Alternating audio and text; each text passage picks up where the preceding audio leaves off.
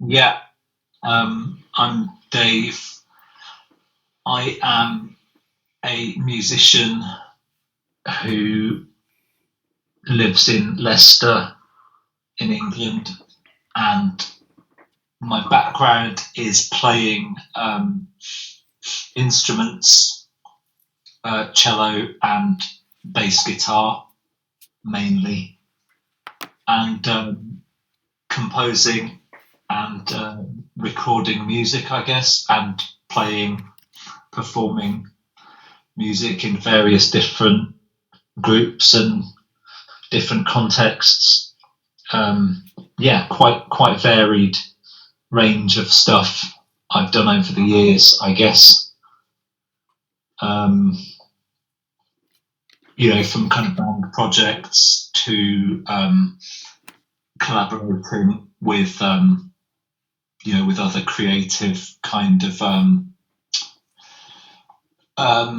people within other creative disciplines such as dance, theatre, poetry. And you could call that Uh, like the arts if you were just trying to roll it into like one thing, I guess.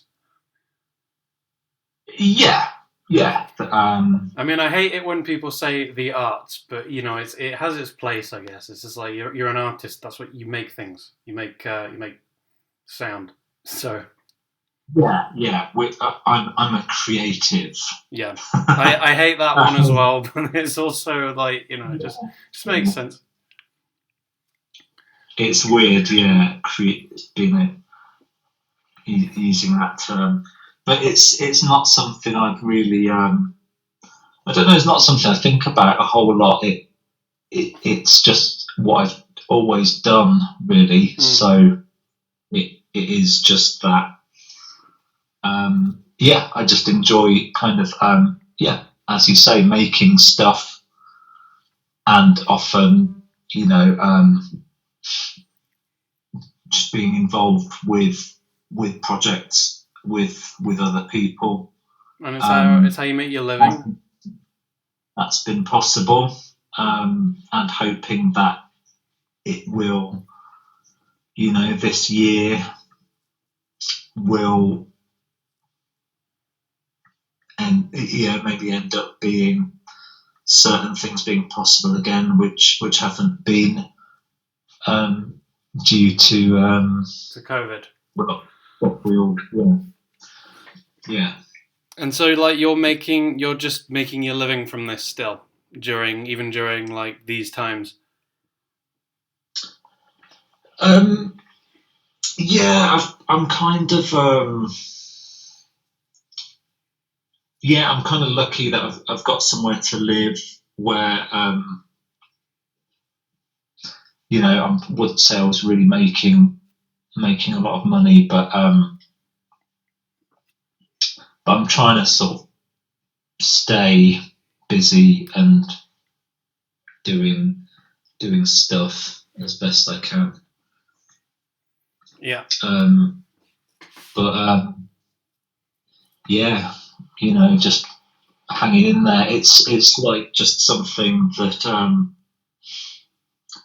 yeah, I think I just kind of miss doing stuff with, like, playing live, and even just the process of recording.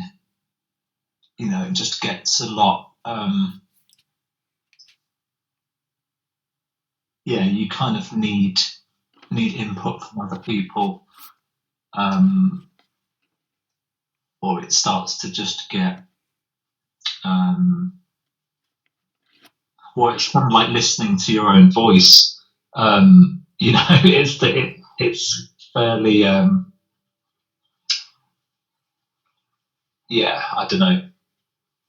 Sorry, someone's just switched on a Hoover. I'm not sure if you can hear that. Oh, I know. It's like the Tim's interview the other day had like DIY in the background all the way through it.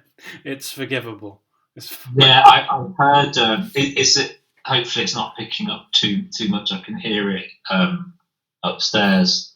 But yeah, Tim, I heard some of that. He's into hearing sounds yeah. in different places.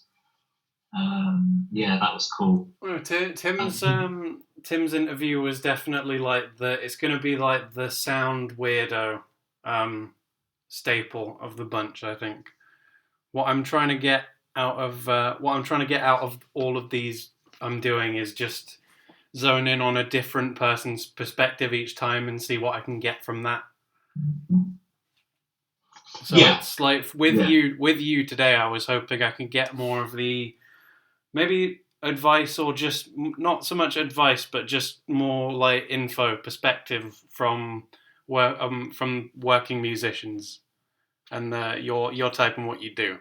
Because with Tim, I talked about just approaching music as a philosophy and as an art and how it can be played and enjoyed. And then with Callum the other night, Callum Vaughan, we just sort of sat and talked about how you can use coding in a musical context for like an hour, and it was very dry in places, but it was also very interesting to just approach it in a very different angle.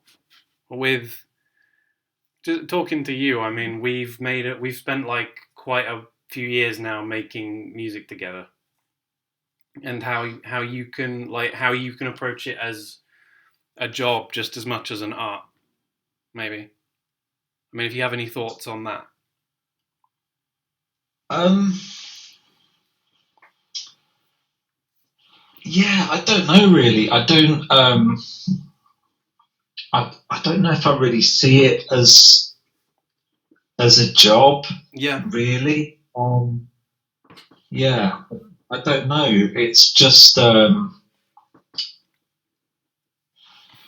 yeah, it's just what I've tried to always kind of the only thing I really know how to do.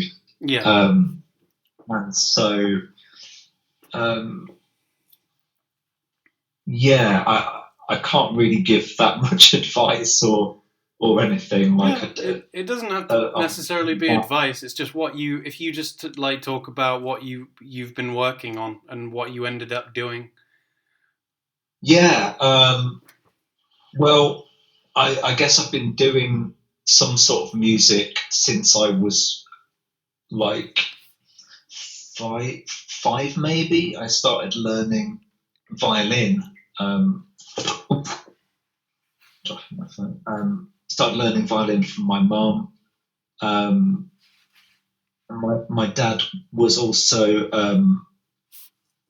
I think he passed away when I was very young, but he did a lot of music stuff.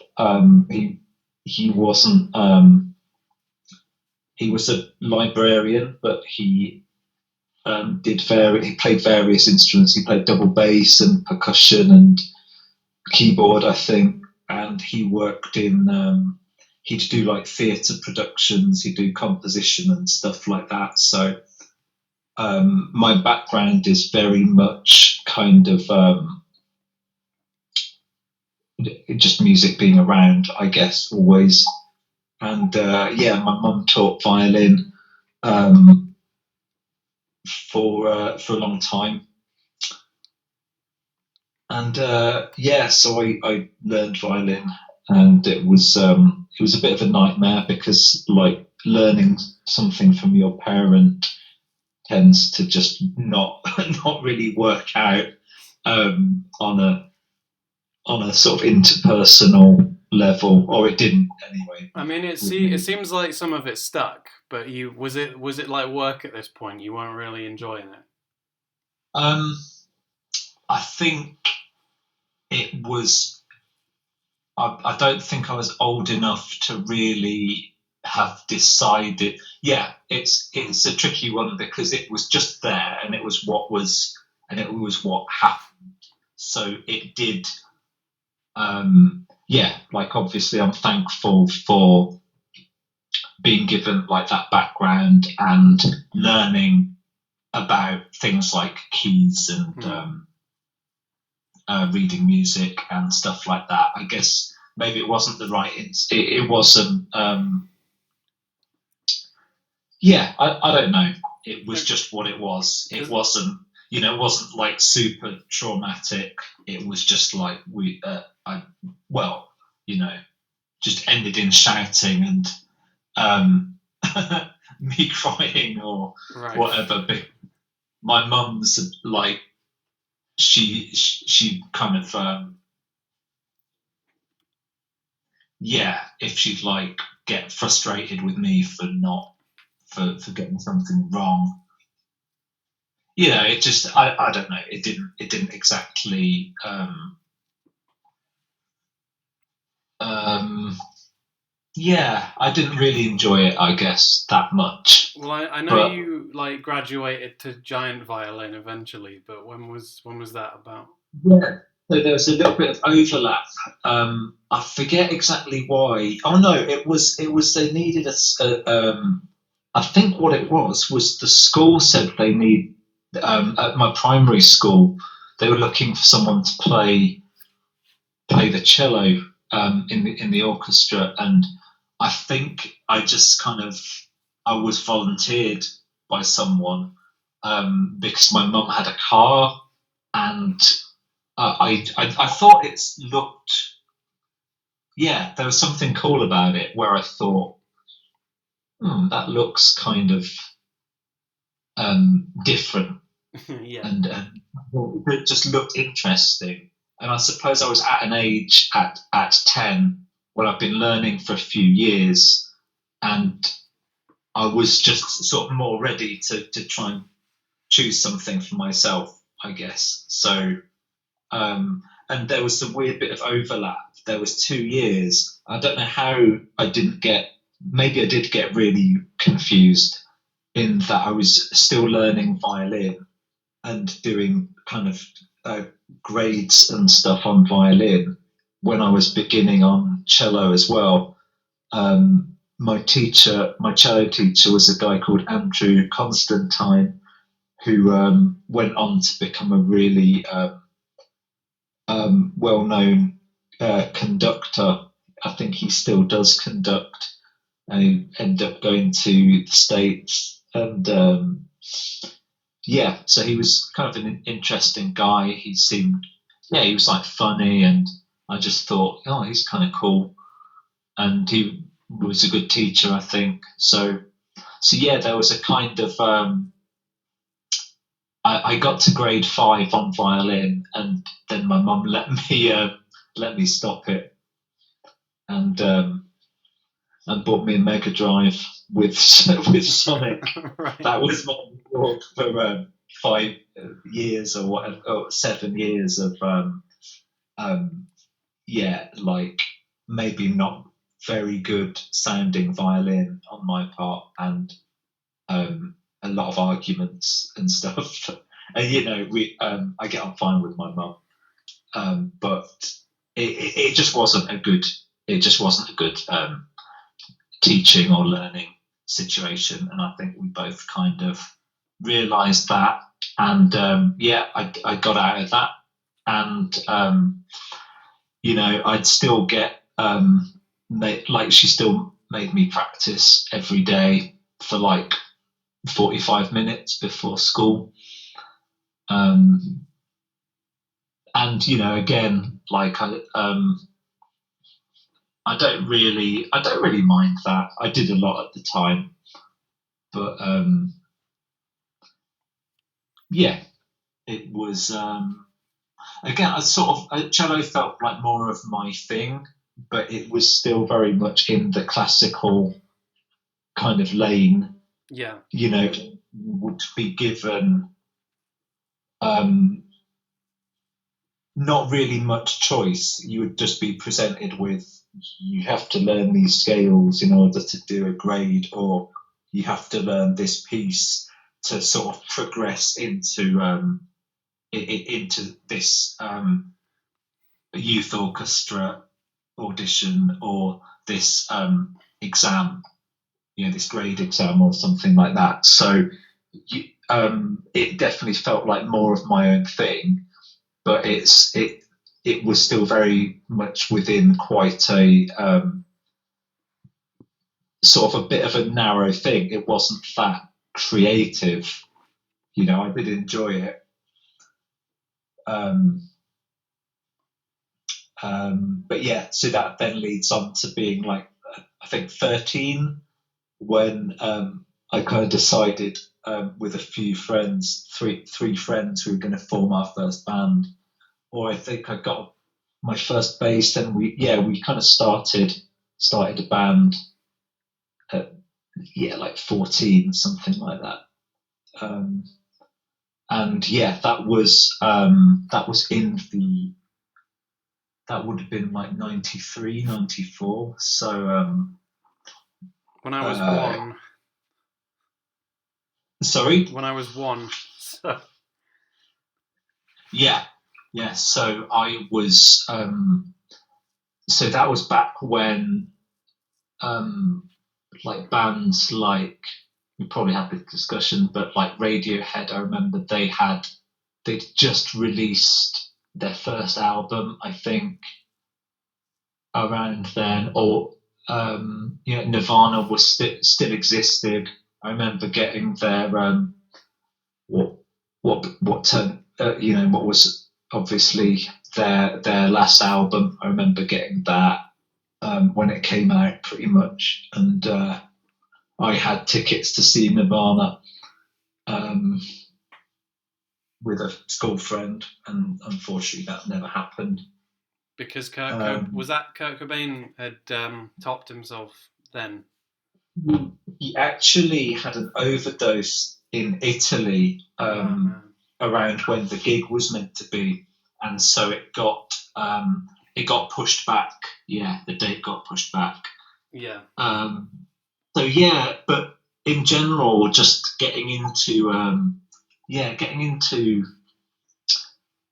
that kind of not just American, I guess. There are a few kind of other bands, but kind of American alternative rock, grunge, whatever. So your Smashing Pumpkins, your Pavements, those kind of. Yeah, I was.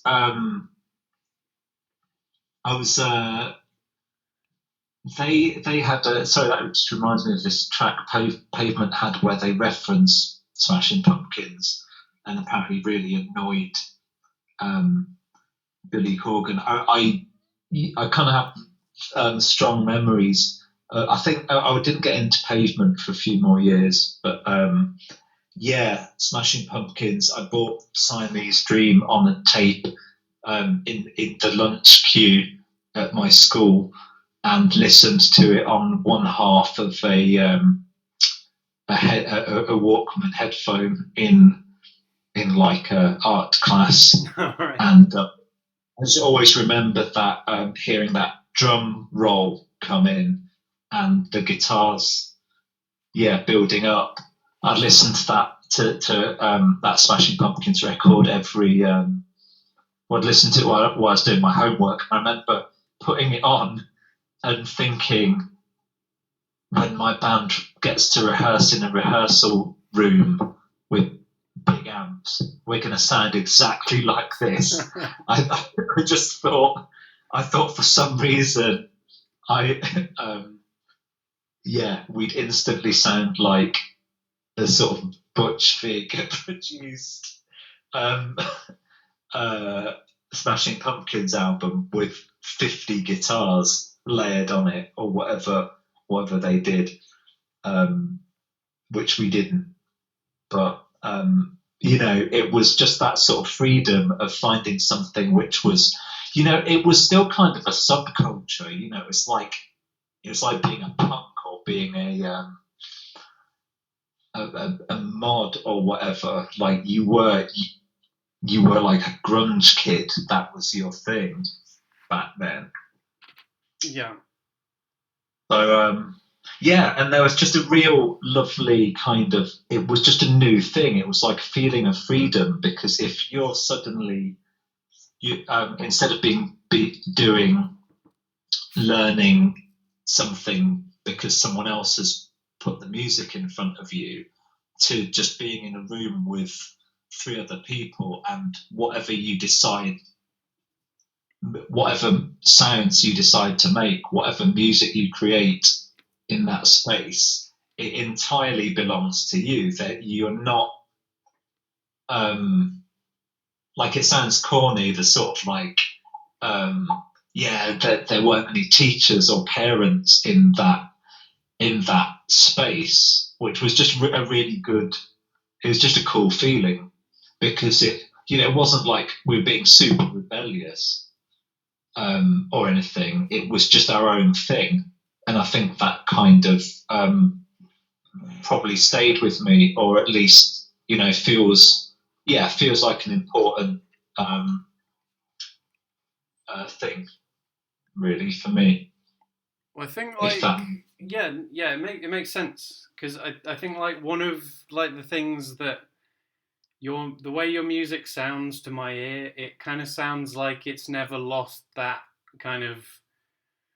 The word in my head was childlike, but it's not really childlike. It's got that like optimistic future quality to it, kind of right. like Dayflower. I know we haven't talked about your band yet, but your main band, I guess you could call it. Is that right? Or Yeah, yeah. I guess but it's what. it's got this kind of richness to it that I can't get in my own music. I think that's probably because it's like it's not just you making it, it's everyone together. But like all of my music, all the music I make see and release, it seems to have a way more like depressed quality to it, and yours just sounds a lot more like it's got some energy left in it, like it's looking forward, or it's like enjoying itself.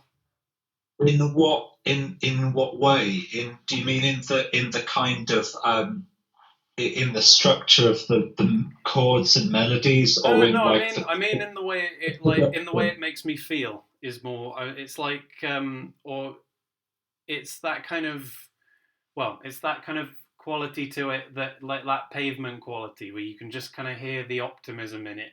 It's got that sense of it's just got that sense of self, that like positivity.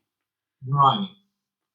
Because the story with Dayflower kind of jumping on um, like to, trying to work out. Yeah, like for 20 years after. No, wait there. 93. Yeah. Um,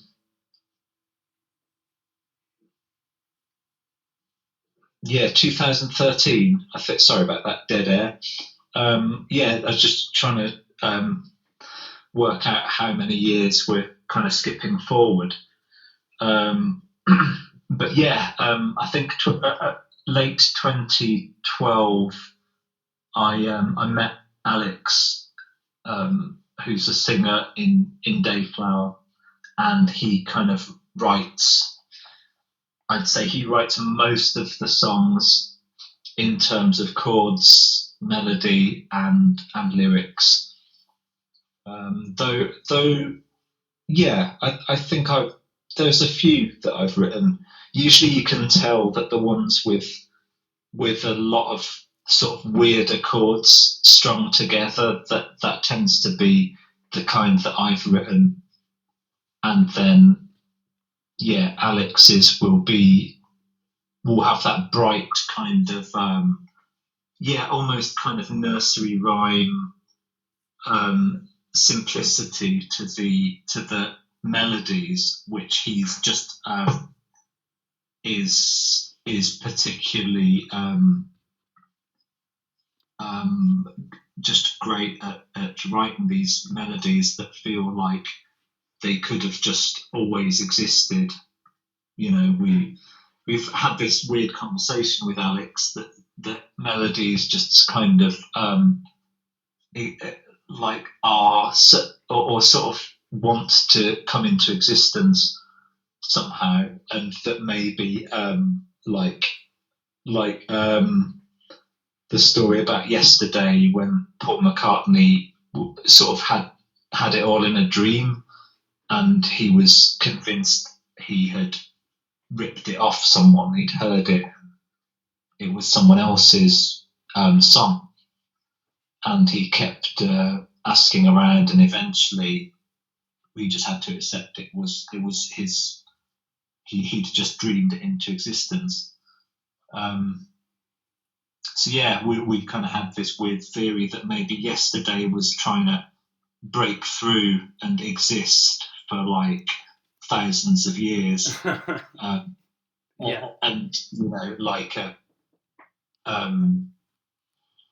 like a French soldier like whistled it in the 1800s and then forgot it, and like eventually it found its way into Paul McCartney's dream, and now it's like the most covered song, or up there with Troubled Water. It sounds, now you mention it, it does have a very similar quality to Bridge Over Troubled Water.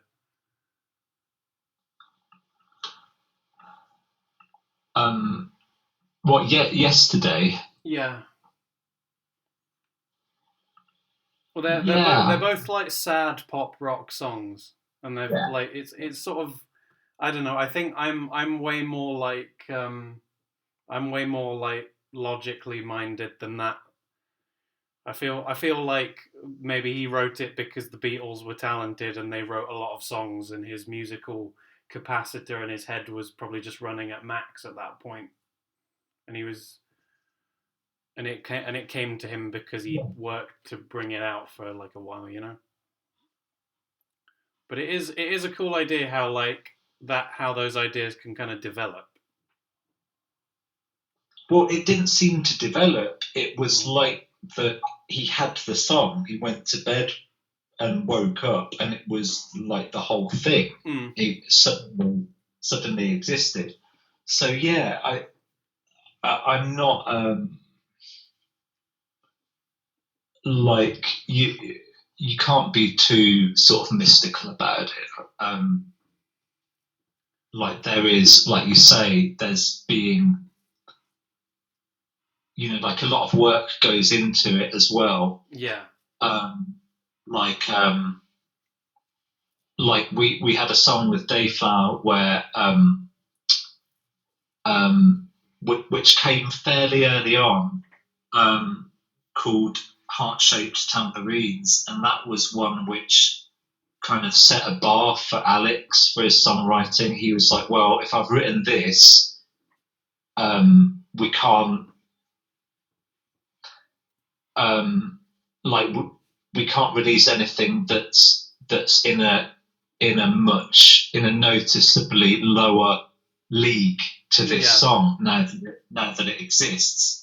And it's a really strange song because it feels like just a really like simple kind of melody, but it's, if you actually look at the song, it's got about 7 different sections in it. It's like it's deceptively simple, but actually it's doing quite a lot. And I remember asking him quite recently sort of how long it took him to write, and he said, well, like about sort of 10 minutes or about 10 years, whichever way you look at it. Like that's a very strange way to put it. Sorry? That's a very strange way to put it. I'm going to give you 2 completely different measurements of time that are like nothing to do with each other, and then you can just pick the one that you want, I guess. No, what he meant was it was a very simple case of just assembling parts that he already had and that were already either in a different song that didn't quite work. There was an interview with Johnny Marr where he said how he'd written This Charming Man in 2 minutes, so he'd written it in less time than the runtime of the song. but yeah, again, it's just an interesting, like when you've been doing something for a few years, you do just build up these little like things that you remember. So Alex kind of um, he he stopped recording demos because he felt like his like if it isn't good enough for him to remember, then why would it be memorable enough to justify for other people to find it? Yeah, I've worked around a lot of people that have that attitude.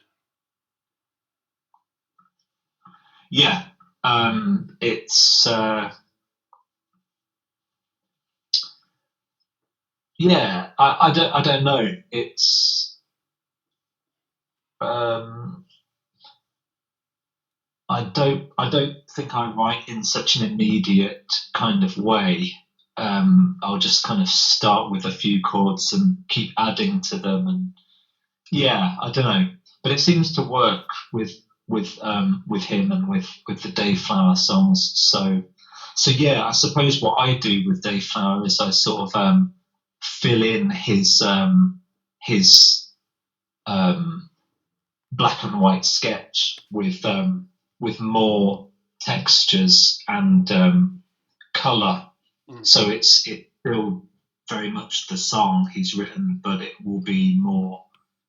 It'll be given its own sort of shape, and yeah, with Dayflower, it's weird. It is a band, but it's also like a kind of 50-50 thing that we kind of agree on. That in terms of like the writing, it's pretty much whether or not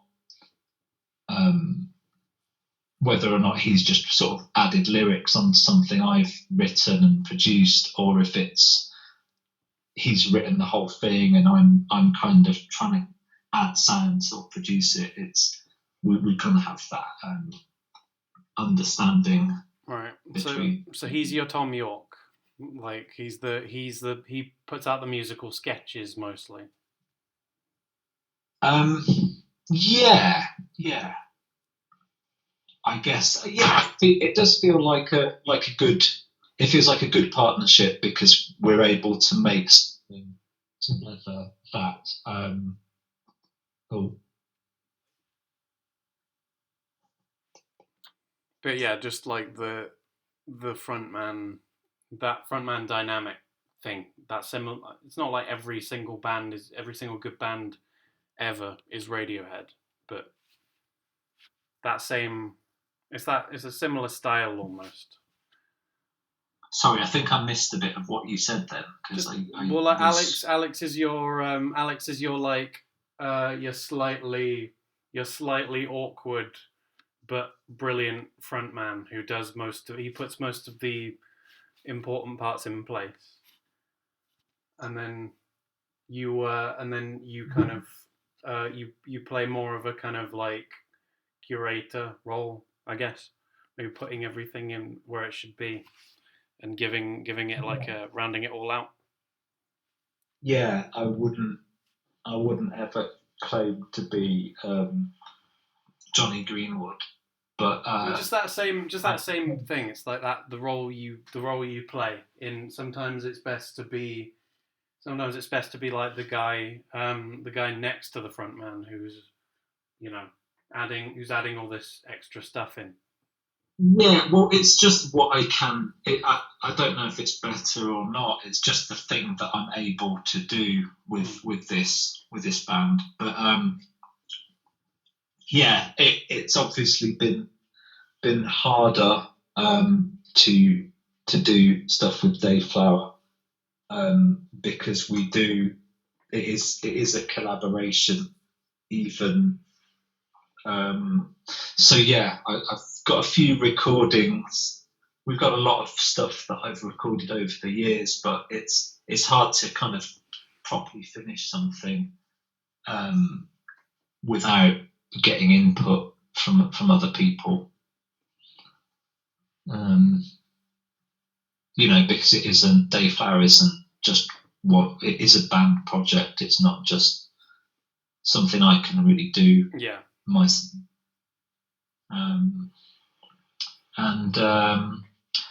I'm working on the different sort of at the kind of other extreme. I'm working on a Billion O'Clock album. How have we not talked about Billion yet? This is we should probably devote some time to that, because that completely slipped my mind.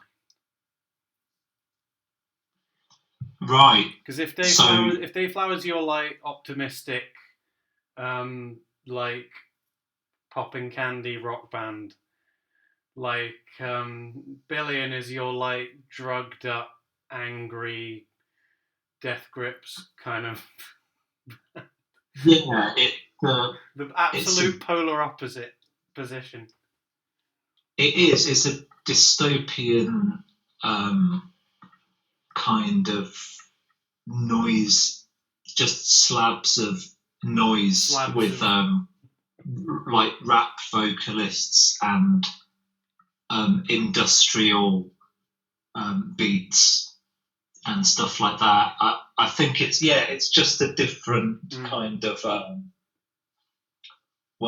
it's a different thing, but it's also weirdly it involves a lot of the same people who have done stuff with Dayflower, like Johnny,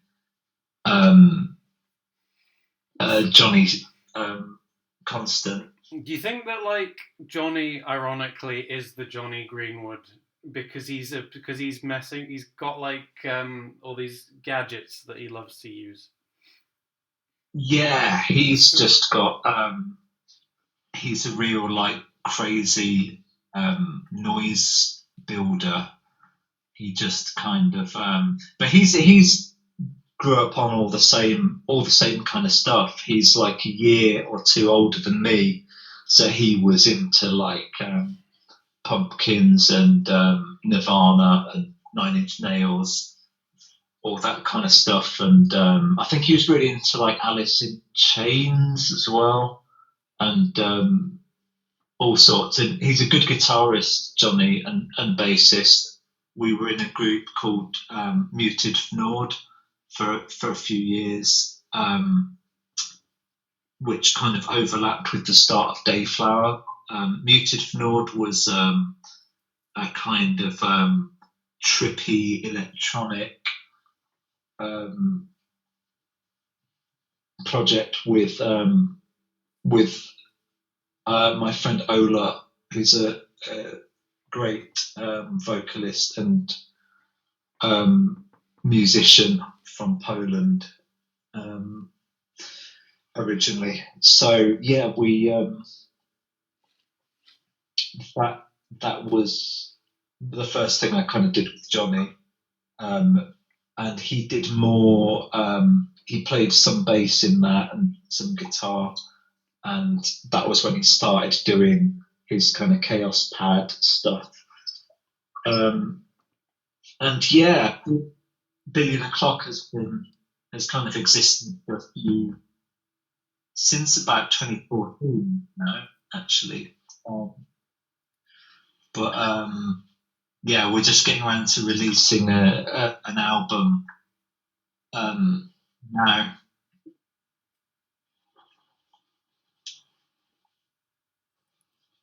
Because it seems like as long as I've known you, there hasn't been any major releases. But when one comes, it's going to be the most developed thing ever. Because it's it's weird. So we did this sort of live mixtape with a French label called Solium, which kind of specializes in experimental noise and kind of rap, as well as sort of hardcore, like sludge and just a weird it's like noise-based rock and electronic music. So yeah, kind of stuff with a bit of an edge to it, and it's basically just one guy in France who he hand makes everything, produces tapes, and it happened really quickly. I think I sent him some Billion stuff, and he said, "Well, do you want to put out a mixtape or something?" So he, and yeah, a few days later, he was basically like photocopying the artwork. It was really funny. It was just I sent him this basically like a live rehearsal room jam with a rapper called Def Ninja on most of the vocals. And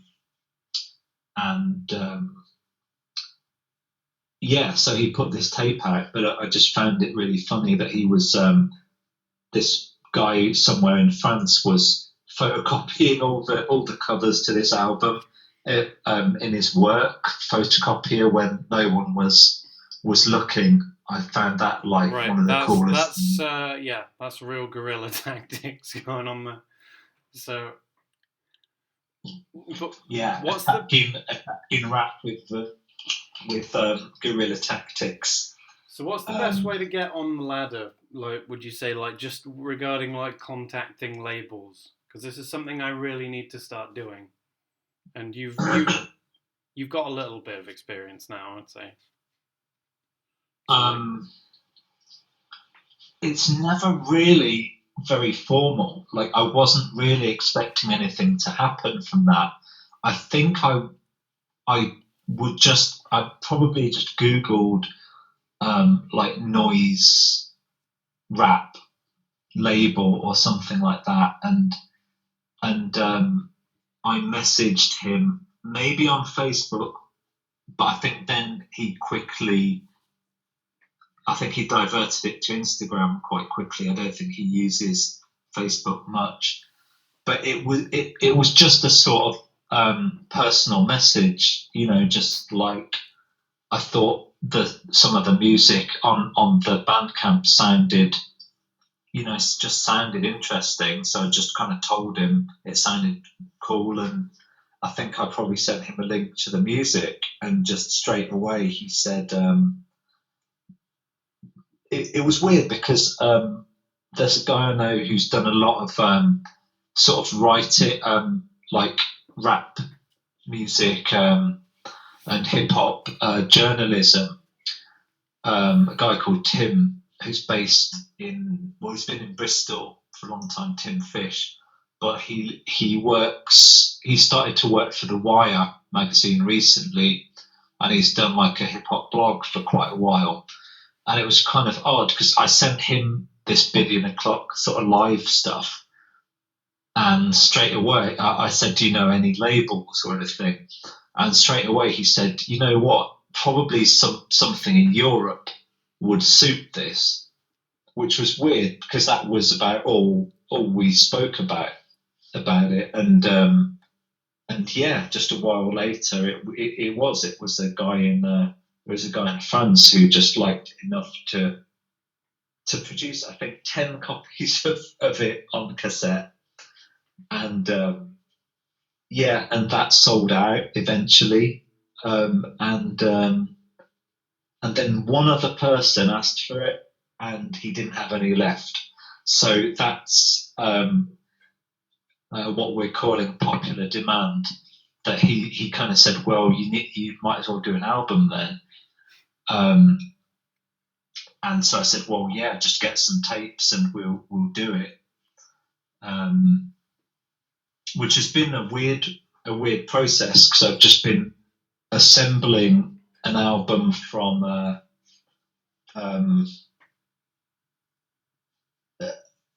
an absolute ton of live sort of rehearsal recordings and jams and a couple of things that we started to multi-track as well. So just all these different sources so it's a weird way of going about it, but it's how I've been able to do it in lockdown.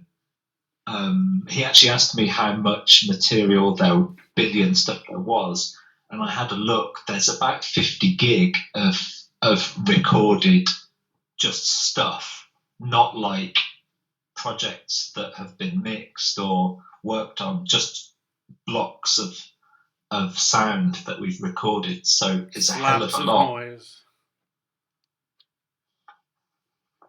So that's like sort of 7 years worth of just making noise. And with Billion, it's not really a band. It's like, I guess it's a core of people, and then just anyone else who wants to sort of rap on something or. It's a damn attitude. Sorry, what's that? It's not just a band. It's a family at this point. It's a weird, expanding, like crew. With you could just call it an expanse at this point. It's just like the no man's land of music. Yeah, our one of the rappers, a guy called Alex who lives in London, has this fascination with trying to sell Billion, what includes like Billion membership, so that if you buy the tape or whatever, you there's an email and then you get sent a membership card with a number. So we want, but it all gets a bit abstract with Billion. We talked about trying to get 1 billion members, and I think because we made a video once with ants. In it, we decided that ants were now members of Billion O'Clock. Yeah. So like, and I think there is something like 1 million billion ants in the world. So now we've already by adding a whole species to the band, we've already got 1 million times.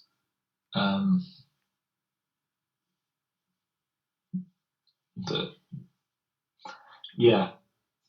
it all gets a bit strange with Billion.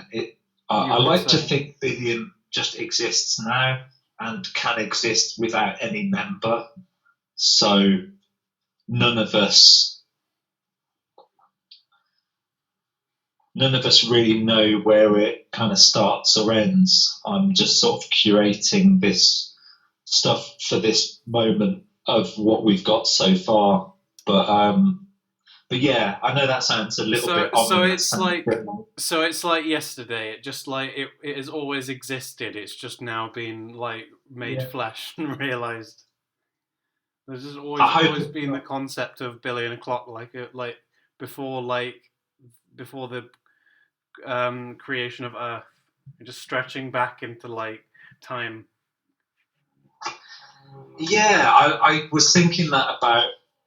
We have a couple of weird covers. We have a version we do of Love Will Tear Us Apart by Joy Division that doesn't really, but I don't remember it ever being made. Like we got asked to do a Joy Division tribute night in Leicester, which was one of the first Billion gigs we did. For a local musician guy called Kev Hewitt, who he actually played with the remaining members of Joy Division and recorded something with them before they became New Order. And Kevin put on this gig where it was raising money for a suicide prevention charity, and I think it was Um, I think it was the anniversary of Ian Curtis's death. But anyway, this was so it wasn't quite an open mic. We'd do. I think people did like 4 songs, and we did 2 covers and 2 originals. So that's been kind of part of the Billion thing. But yeah, I think Johnny just seemed to just get the files on his sampler from nowhere.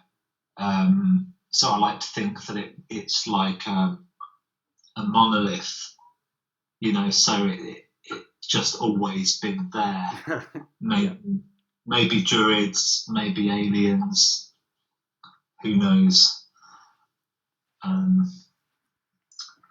But yeah, it's fun, Billion. But it's not ominous. It's not like Fight Club, where you can just show up and realise that it was just in your head, and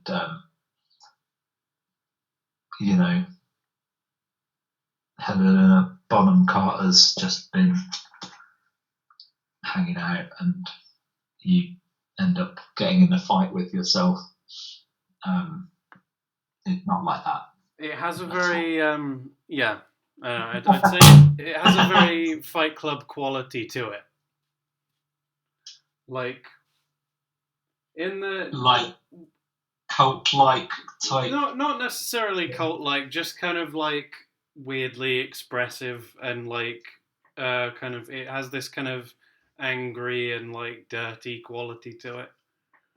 It's like you've made your I spent today listening to a lot of John Cooper Clarke, for example. Yeah. And I was like, it has that same quality where you're taking it's not necessarily just a negative thing, like negative emotions, but it's taking like this kind of, it's taking those kind of feelings, and it's making art out of them. It's kind of it's your rebellious streak being like used to make things. It's just the same thing to me. It's like the punk thing, which in when I was a kid, that it was grunge. It was Nirvana, like making melodic music that was also incredibly noisy and abrasive, to the point of just being noise. Right. At certain points in like in utero, or points in all of their records, really, that just like, to me, it's just having that freedom within a bunch of people, whether it's using like samplers or whether it's singing or rapping or using guitars, effects pedals, or live drums, whatever you're using.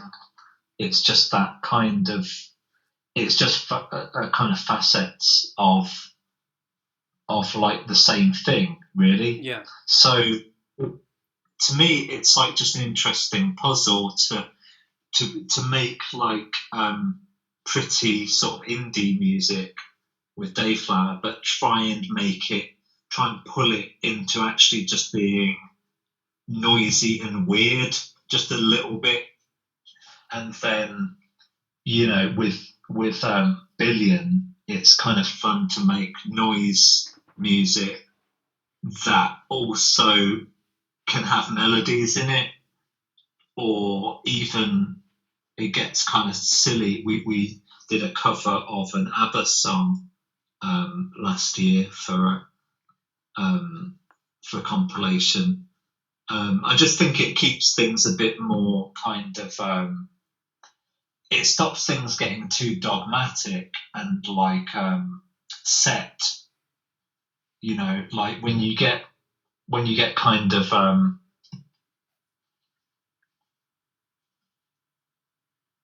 very intense music, like kind of harsh noise and like pure kind of noise, it can just get quite almost. It can start to get soothing in a way, like, and it can get very yeah. I don't know. There's a bit of a playfulness about what we do. Um, we try and sort of so with the Billion album, there are a few moments that are very sort of peaceful. We have Leonie singing on a few of those, and there are just these moments between the kind of slabs of noise that are like sort of almost waking up out of a nightmare and realizing you're all right. Do you think that part of the band is like sort of soothing the pain you're in? I mean, like the noisiest parts or the sharper edges are kind of for dealing with the more negative things you might be feeling now, or like when you wrote it or whatever. Yeah, like we always said, that Billion kind of came from madness and heartbreak, which it did, I guess, or it came from Yeah. a few people who were going through, like there's probably, yeah, there's kind of an intense core to a lot of it.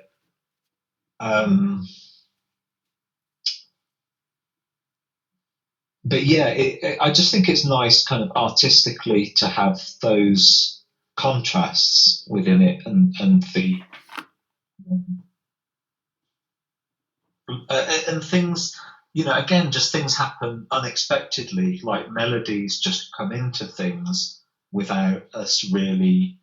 So our first single, which we weren't expecting at all, this rapper in London, who I studied with, Alex, just wrote a vocal hook to it, and it became like our first single became like a pop song almost, which we weren't expecting. Yeah.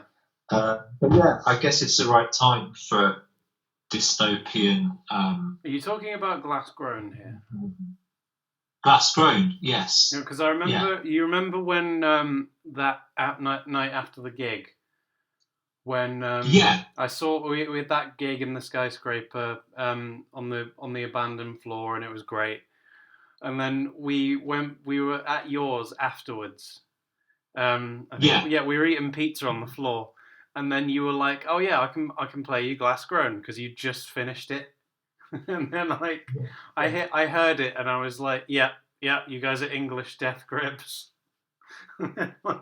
Everybody was like, I remember Alex being so like elated about that I'd said that, but that's just like what it made me think of. It's nice to meet people who kind of enjoy it and kind of get it, because we didn't really think with Billion that. I think we just thought it was kind of too weird for anyone, certainly like anyone around where we are, to really love.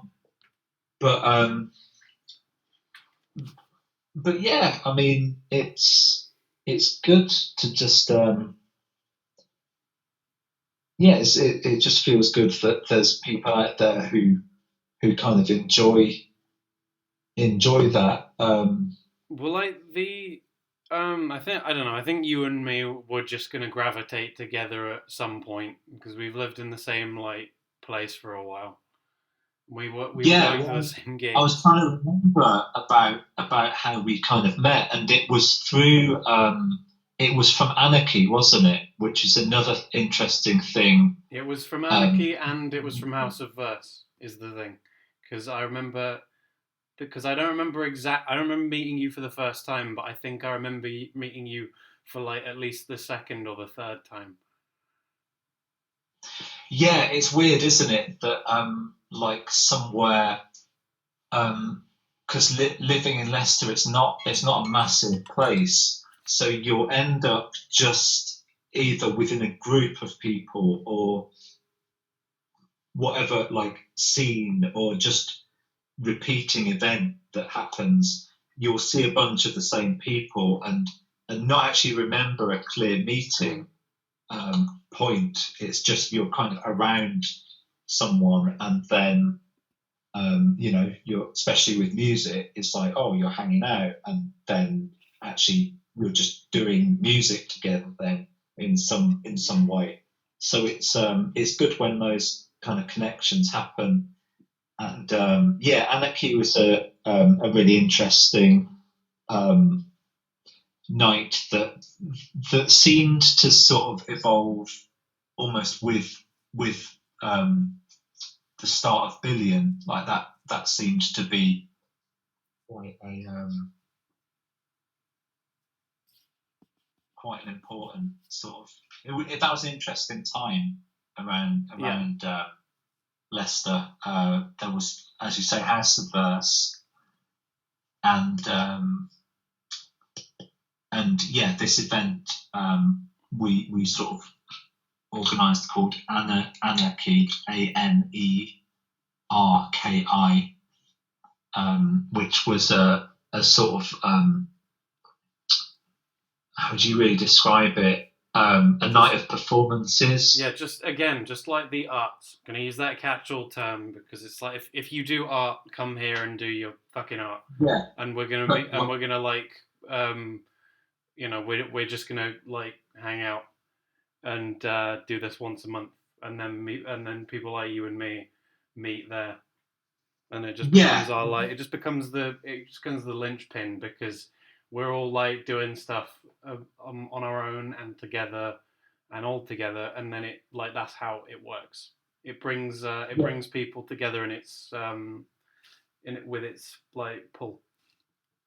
Yeah. So yeah, Anarchy was a real like eye-opening thing of how something can just start and just gain its own kind of its own energy and momentum. Yeah. I think we just started it, and it was kept really, really short, sort of 10 or maybe 15-minute performances, and just stuff crammed in like poets, singers, rappers, like video artists. Yeah, I remember that there was one night where just a real feeling of like a truly kind of diverse, strange mix of people. You'd have an 80-year-old doing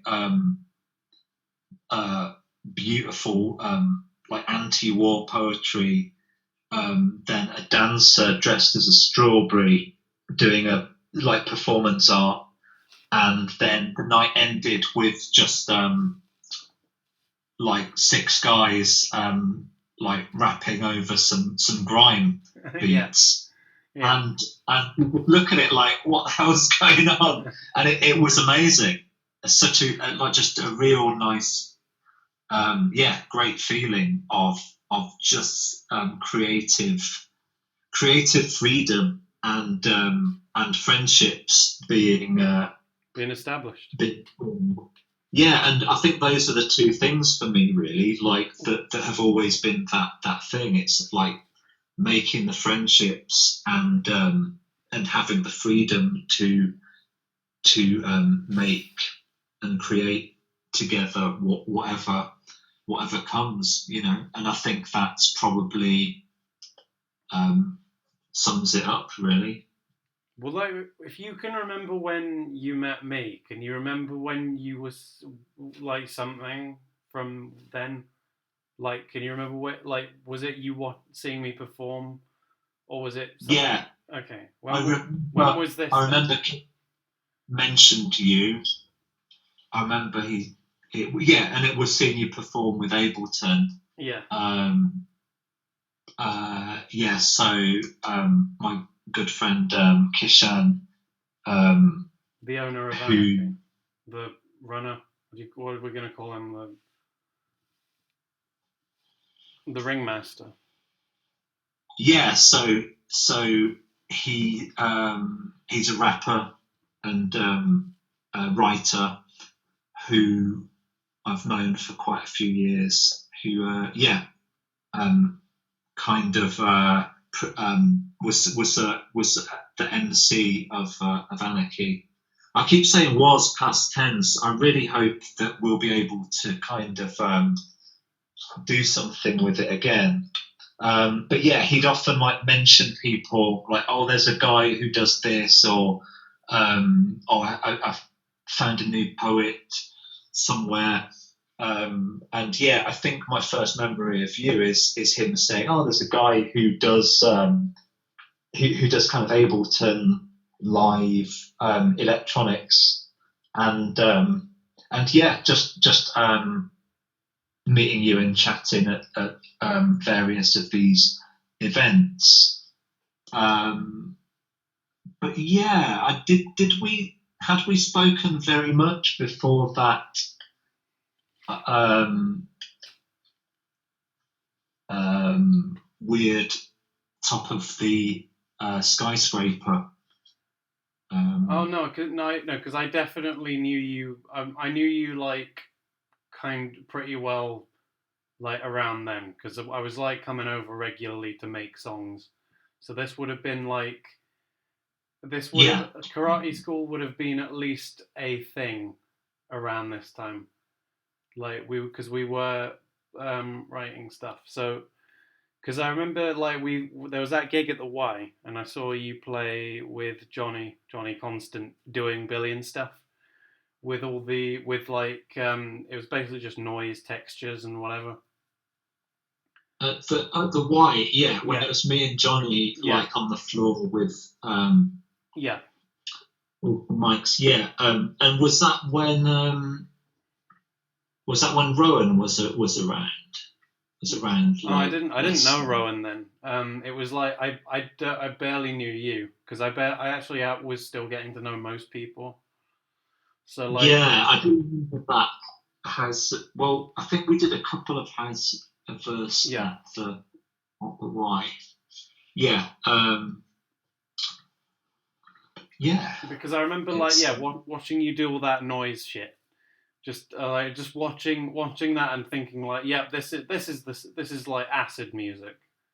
This is music to like take acid to. That was just what it made me think of because of all these. It was all like these really this was these weird sounds coming out of Johnny's looper, or and then it was like it was kind of it made me think of like bright colors and shapes and just this like big fat wall of noise with all this kind of juicy bright um, color to it. That was what I yeah. remember. But then yeah, at some point you came over to me um, to say hi because I think we'd Were had. you playing at that No, house of I wasn't verse? playing at that one. But you came up, you spotted me, and you came up, and you were like, "Oh yeah, I forgot you were orphaned," which was like Yes. that was a weird way to like reintroduce yourself. But I was like, but I remembered you by then, so it was fine. So that was that would have been like was that like the summer before we did the event at that Kai bar that orphaned The orphanage, yes, yeah, yeah. yeah, that So that was was an electronic or what sort of experimental curated thing, wasn't it? yeah, just like invite people who make electronics, just sounds like in that vein. Come here and like play some cool music because we had an ambient Yeah. band on that night, and then we had Dan Kent just like mucking about on guitars, and it went horribly wrong. So it was just like it worked. It was just like it just became guitar noise and I wanted to do a nice slow set, and it was just like, no, this is exactly the opposite of what I intended to happen. But Yeah, that can be a good thing too. But it like, can, yeah. You can't always control what happens. Um, but yeah, so that's uh, that's kind of brings us up to date roughly. yeah, Skipping a lot of stuff, and I don't know how we've talked for over an yeah, hour, so I suppose we have fulfilled what we set out to do. yeah, Um, um, and yeah, hopefully things will be able to kind of start again at some point. But yeah, um, I probably will have to get going in a minute. yeah. That's But fine. That's great. So is like, is there yeah. anything you want to plug before you go? Because I'll put all this in the description. Yeah, well, I guess the Billion O'Clock record, which is called The Grief Hole, spelt with a W, The Grief Hole. We've just had the artwork kind of finalised for it by an interesting local guy called Wayne, who I just stumbled on his Instagram, Wayne Mitchelson. He does really strange, like gothic pen and ink drawings, and he also does these weird, kind of futuristic-looking montage photo composite photos. So, like, they look like kind of David Lynch or sort of weird, like almost Philip K. Dick, futuristic um, landscapes and stuff that he'll create from composite photos. So he's on board working with Billion now as well. Yeah, So yeah, Billion O'Clock have social media stuff. Dayflower, if you want something that's a bit easier and has guitars in it and melodies. And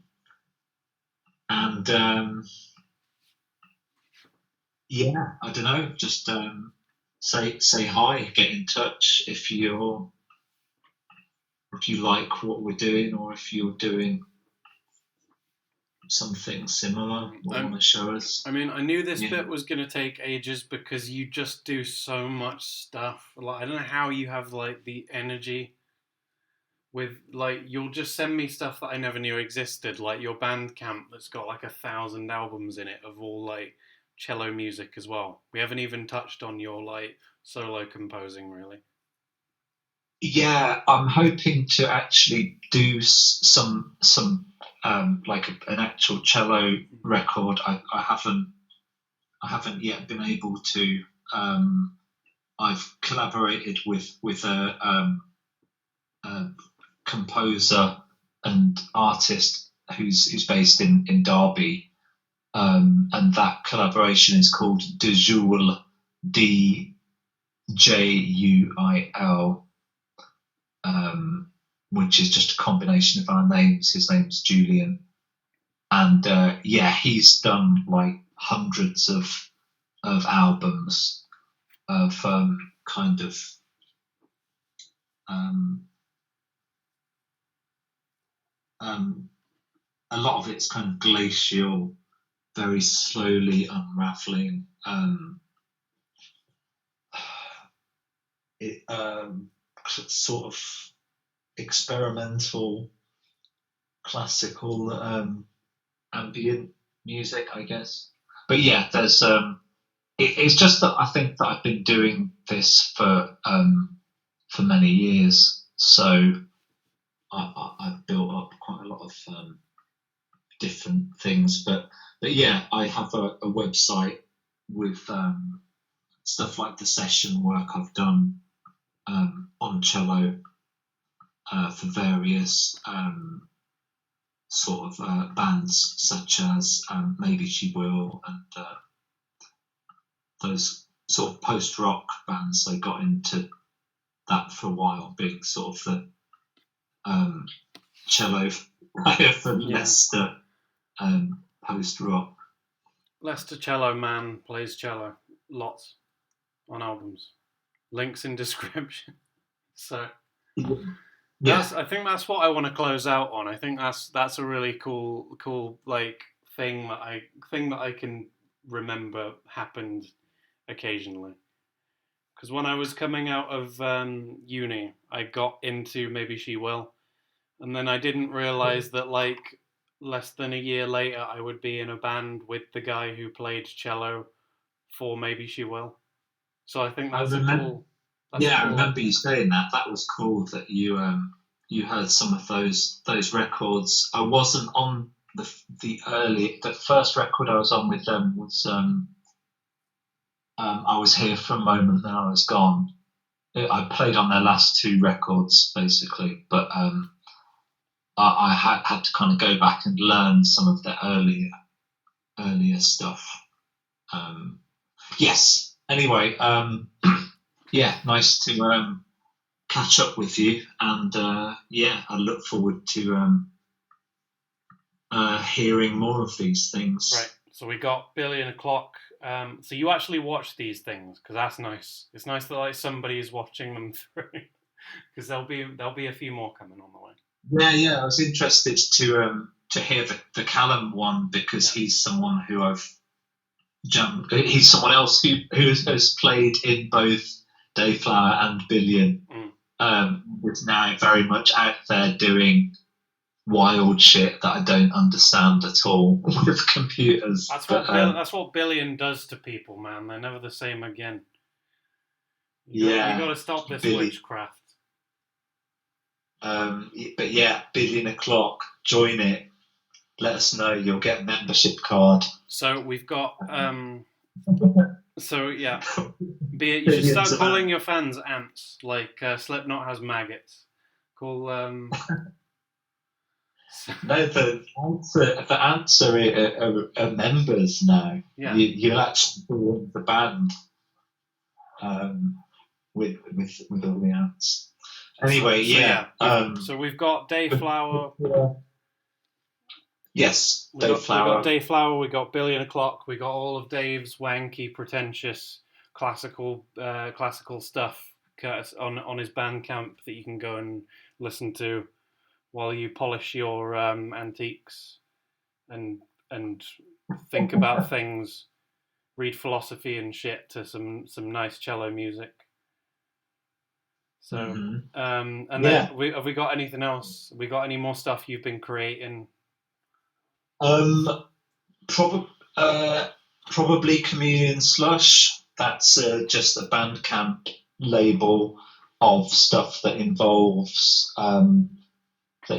you as well. Yeah. Karate school stuff, which we joke that like there'll be like 59 bands at the Communion Slush Christmas party and about 6 people there. But yeah, I don't know, just that about sort of sums it up. Yeah. Cool. All right, I got so I've got to go eat food now, because that's quite important to me. But like, yeah, I'll be in touch. Physically staying alive is a good plan. It is. It's a great plan. It's the best. All right. Okay. I'll catch you soon, I'm sure. Yeah, Thanks take it easy. We might even do a sequel to this one, because we've had so much to talk about. So yeah. Yeah, let's try. Okay. Take care then. See you around, man. Bye.